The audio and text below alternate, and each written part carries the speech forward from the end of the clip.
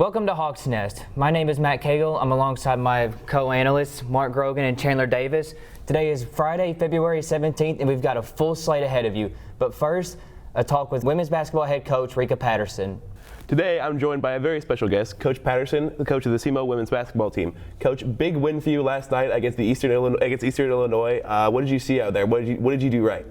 Well, I'm really proud of our young ladies for the fight and grit that they showed against, again, a team that was number one in the league. I thought that our defense, our ability to turn them over and then execute when we needed to was big. But the energy was amazing from everybody on the floor and even the fans in the stands. Those were definitely keys to help us win the game.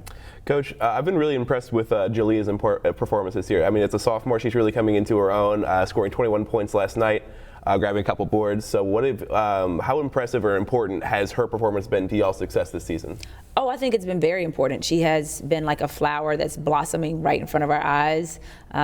We knew that she had talent. It was just a matter of when she was going to recognize that and then showcase it. I think she does a good job of letting the game come to her.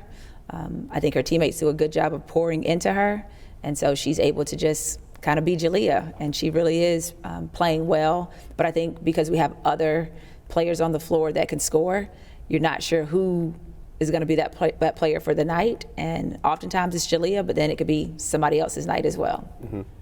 So obviously knocking off the number one team in the conference during the home stretch for the OVC tournament, it's a big win. So how are you going to keep up this momentum? What do you need to keep doing right in order to get a better seed for the conference tournament? Just focus on the day that's in front of us. Today will be prep for a good team for on Saturday, a team that we lost to start conference play. But we try to keep it very simple, singular focused, and then really work hard to be 1-0 on Saturday. So this team has, in just one season, come a long, long way. Chandler, from your perspective, I mean, playing for this team last season, playing for them this season, what's that been like? The energy has to be so much better. Oh yeah, it's way different. Last year we kind of struggled on and off the court in the locker room as well. So just coming from last season to this season, we've made a big improvement. Everyone gets along well on the court and off the court, and we just work together very well. So from your perspective, I mean, coaching this squad from last place to an OVC, en route to an OVC tournament berth, what's that been like for you, Coach? Joyful. This is about their journey and their experience, and really proud of the young ladies who made the decision to return and be intentional on making changes in the locker room that would allow for us to have a stronger connection on the court. We knew we had talent. It was just a matter of the chemistry and the culture and the connection being healthy. And so all the credit goes to the players because they're the ones who have to do the work. And our job as coaches is to help, not harm, and then push and challenge, but they're good people at their core, and I think that's what makes it joyful, makes it fun. It makes the journey rewarding from my perspective. Yeah, I'm sure, Chandler, you're having a lot more fun this season, aren't you? Oh yes, it's way more. Like, I enjoy coming to practice now. Being at the games is just way more fun than last season was.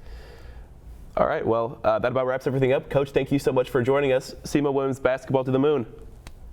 Men's basketball picked up a big win last night against Eastern Illinois University, winning 78-64. They shot 46.7% from the field and 9 of 32 from three-point range.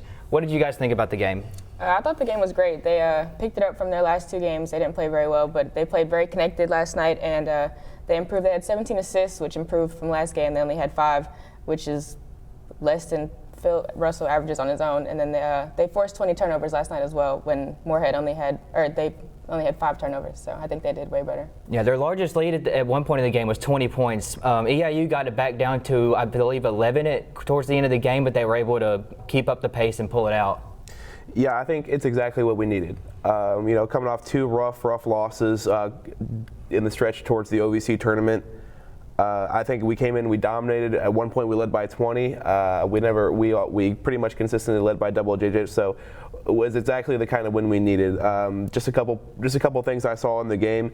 Aquan Smart had a phenomenal game. He had 14 points. I love watching him play. He's gritty. He's tough. He gets to the lane. He had a couple brutal falls, man. I think he was. Everybody was falling last night. It was Phil was on the floor. Aquan was on the floor. What was it? Israel Barnes took a tough fall. So everybody was on the floor last night. But it was a gritty, good win. I think our role players are really coming into form. Dylan Branson, listen, I've had my doubts about Branson over the years, namely just this year. He's looked rough, but he's starting to look so much better. He had 3 3-pointers. Actually, I think it was 4. I think he was 4 for 7 from 3. So he's looking a lot better. So going down the stretch, I think, especially against Southern Indiana, they're a really good shooting team. I think team defense needs to improve. And I think if our role players keep stepping up in their own, your Dylan Bransons, your Aquan Smarts, I think we'll be all right coming down the stretch of the OVC tournament. Yeah, Saturday, SEMO will play host to the Southern Indiana Screaming Eagles. Last time out, they lost 81-86. Chris Harris led the team with 16 points. And speaking of Chris Harris, he is 11 points away from 1,000 career total points here at SEMO. Do you guys think he gets it on Saturday? He's been in a little bit of a slump. Yeah, he's been struggling, which I was going to say that in order to pull out the wins in these last 2 games to get the best seed possible for the tournament, Chris Harris has got to step it up. He's got to make his open shots. I mean, he was getting good looks last night versus Eastern Illinois, but they just weren't falling. He just couldn't seem to take the lid off. So he's got to. I think he gets it Saturday night. I really do. I think he pulls it. I think he pulls it out, and I think we'll see him score his 1,000th point as a Red Hawk. But he's got to step it up if we're gonna make a push in this tournament. Yeah, and in their last outing against the Screaming Eagles, they had 30 free throws but only made 16 of them. Chandler, how important is free throw shooting in the game of basketball? Free throws are very important. Obviously they're free points. You get the opportunity, you just got to take advantage of it and make the best of it. Yeah, we're usually one of the best free throw shooting teams in the OVC. So, free throws they're critical to the game. They can make or break the game, honestly. Yeah.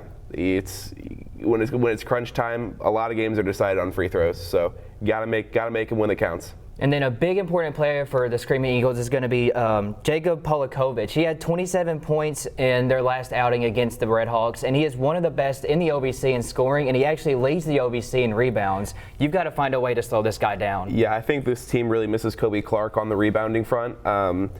I think we're lacking that big man presence in the paint. We got Nate Johnson, Josh Early, and Josh Early. Josh Early's a little bit shorter though, so I think that big domineering presence in the paint. Nate Johnson, I think he's really got to step up defensively. He's got to grab some boards. He's got to have good footwork, and he's got to box Polikovich out. Did I say that right?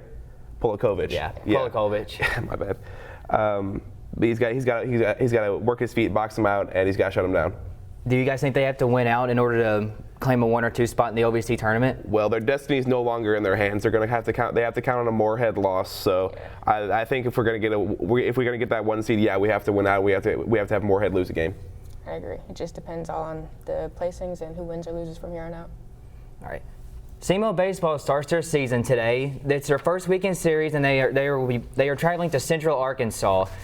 They will play at Middle Tennessee and Abilene Christian before their first home game on March 1st against the Evansville Aces. The Redhawks have won back-to-back OVC championships and are looking to become the first SEMO baseball team to win 3 in a row. 2 in a row is, you look at it and say, oh, okay, well, that's 2 good teams. But 3 in a row, you kind of started to establish yourself as basically, I don't want to say a dynasty, but like a powering force in a conference.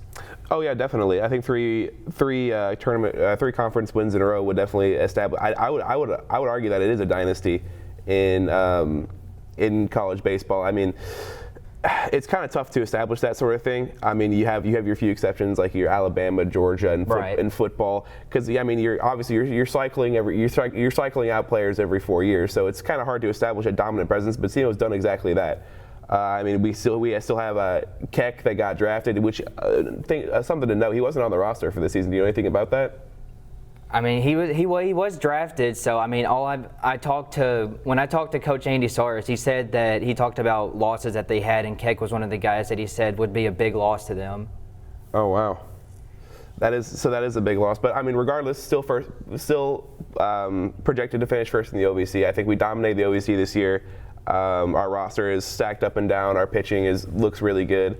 Excited to see how we play even out of conference. So really, really a lot to look forward to this SEMO baseball season. I can't wait to be at Kappa Hall. Yeah, and they were predicted first to finish in the OVC, like Mark said. But Chandler, those are just preseason predictions. I mean, those can either come true or they can either fall apart entirely. When you look at preseason statistics, do they really mean anything? Preseason statistics do not mean anything. I can tell from experience that being projected at the bottom or the top, it doesn't matter. You can finish or start somewhere and finish at the opposite end. So doesn't matter. All right. The non-conference schedule for SEMO for the Redhawks will include trips to Power 5 schools like the University of Arkansas and Kansas State. That will conclude today's episode of Hawks Nest. I'm Matt Cagle alongside Mark Grogan and Chandler Davis. See you next time.